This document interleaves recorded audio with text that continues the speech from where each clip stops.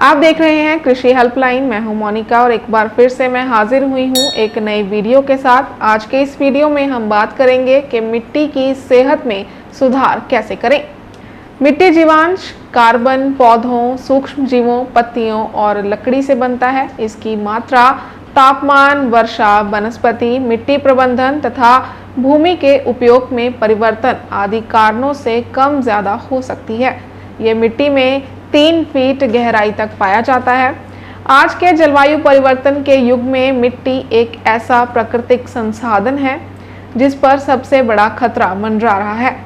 मिट्टी कार्बन का सबसे बड़ा भंडार है। इसमें जितना कार्बन है उतना वायुमंडल और धरती पर पाई जाने वाली वनस्पतियों को मिला देने पर भी नहीं होता।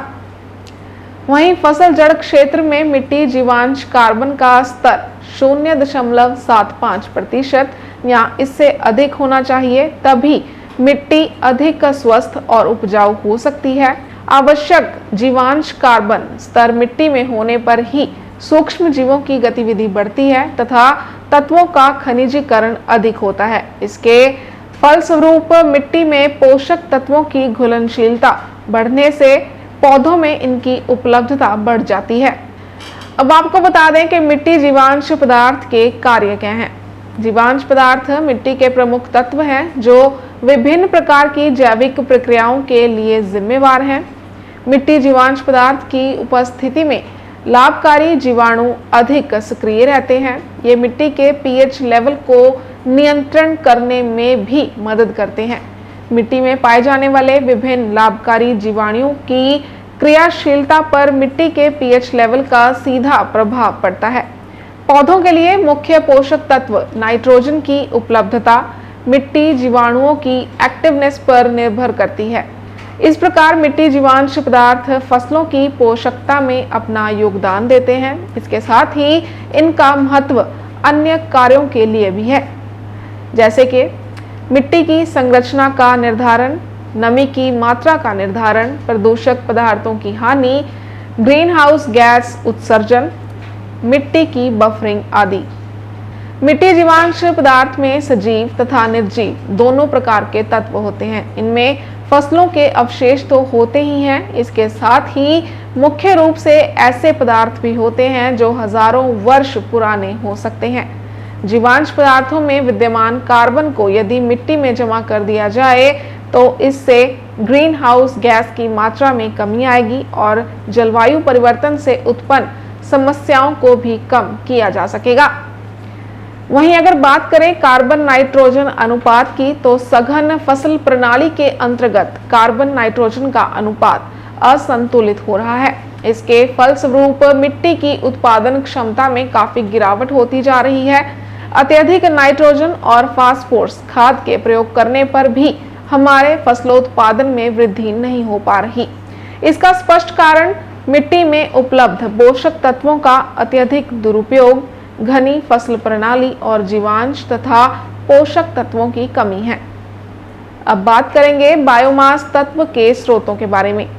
उत्तम मिट्टी स्वास्थ्य और संपूर्ण पौध पोषण के लिए कुछ महत्वपूर्ण स्रोतों को अपनाना चाहिए, जिससे मिट्टी स्वास्थ्य बनाए रखते हुए विभिन्न फसलों का बेहतर उत्पादन किया जा सकता है, जैसे कि कंपोस्ट और अन्य कार्बनिक व जीवांश खाद, हरी खाद, जैव उर्वरक या जीवाणु खाद और फसल अवशेष। सबसे पहले बात करेंगे कंपोस्ट और अन्य कार्बनिक और जीवांश खाद के बारे में। मिट्टी में जीवांश पदार्थों का स्तर बनाए रखने के लिए कार्बनिक खादों जैसे गोबर की खाद, कंपोस्ट, केंचुआ खाद, बायोगैस स्लरी आदि का प्रयोग निरंतर आवश्यक है। इनके प्रयोग से पौधों में आवश्यक पोषक तत्वों की उपलब्धता के साथ साथ मिट्टी की जल धारण क्षमता और उर्वरा शक्ति में भी वृद्धि होती है तथा मिट्टी कणाकार और संरचना अच्छी बनी रहती है। बात करें हरी खाद की, तो फसलों के बेहतर उत्पादन और अच्छे मिट्टी स्वास्थ्य के तत्वों के संपूर्ण उपयोग के लिए कार्बनिक स्रोतों में हरी खाद एक उत्तम विकल्प है। हरी खाद के लिए प्रयुक्त फसलों का मिट्टी में विभाजन होता है। इस कारण मिट्टी में जीवांश पदार्थ और विभिन्न पोषक तत्वों की मात्रा बढ़ती है, जिससे खेत में एक बार हरी खाद बनाई जाए उसमें आगामी 2 वर्षों तक हरी और अन्य कार्बनिक खाद के प्रयोग की आवश्यकता नहीं पड़ती। हरी खाद कुछ विधियों से बनाई जाती है, जिनमें सबसे पहली विधि है हरी खाद में फसल उगाकर भूमि में ही पलट देना। हरी खाद के लिए शीघ्र पकने वाली फसलें जैसे ढैंचा, गवार, मूंग, उड़द, सनई और लोबिया आदि की बुआई कर शुरुआती छोटे रूप में खेत में ही दबा देते हैं। दूसरी विधि है हरी पत्तियों का हरी खाद के लिए उपयोग करना। इस विधि में पेड़ों और झाड़ियों की कोमल हरी शाखाएं, टहनियों और पत्तियों को तोड़कर वांछित खेत में जुताई कर दबा देते हैं। पौधे के कोमल भाग में थोड़ी नमी होने पर भी वे सड़ जाते हैं। इस विधि से हरी खाद उन क्षेत्रों में बनाते हैं जहां सालाना वर्षा कम होती है।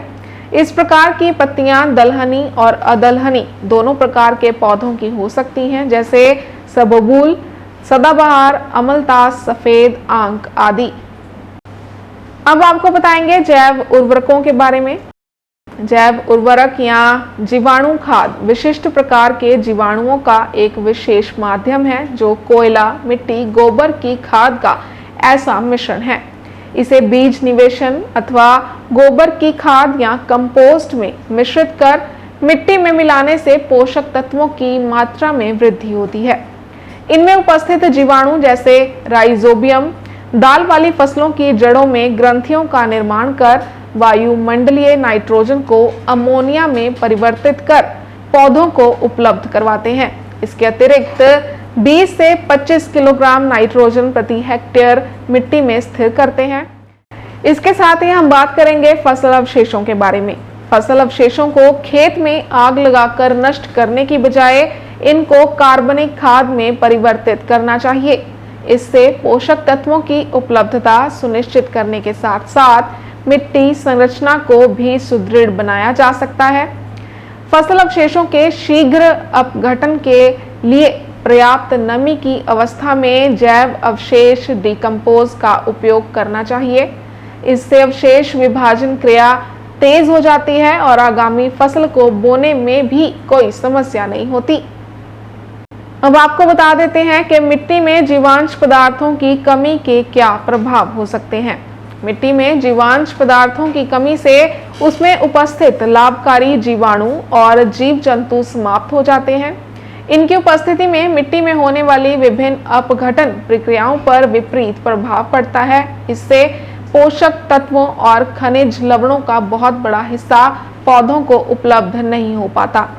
कृषि में कार्बनिक खाद का बहुत कम मात्रा में प्रयोग किया जा रहा है। इसके परिणाम स्वरूप मिट्टी में जीवांश पदार्थ की कमी होती जा रही है। बात करें मिट्टी जीवांश कार्बन के प्रबंधन की, तो जलवायु परिवर्तन के दुष्प्रभाव को रोकने के लिए मिट्टी जीवांश कार्बन का प्रबंधन जरूरी है। इसके लिए जलवायु परिवर्तन की विभिन्न प्रबंधन रणनीतियों, व्यवहारगत परिवर्तनों और विभिन्न तकनीकों को प्रयोग में लगाया जा सकता है।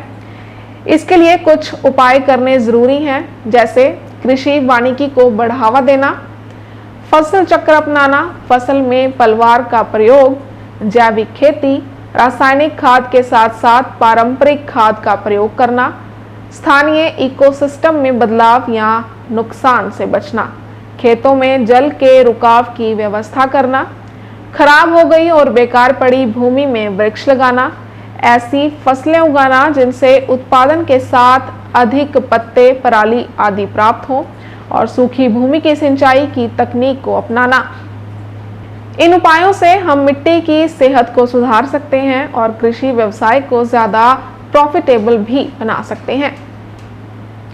इस वीडियो में फिलहाल के लिए सिर्फ इतना ही। हमें उम्मीद है कि इस वीडियो से आपको बहुत ही लाभदायक जानकारी मिली होगी। ऐसे ही और वीडियोस देखने के लिए सब्सक्राइब करें हमारा कृषि हेल्पलाइन यूट्यूब चैनल। तो इसके साथ ही मोनिका को दीजिए इजाजत। धन्यवाद।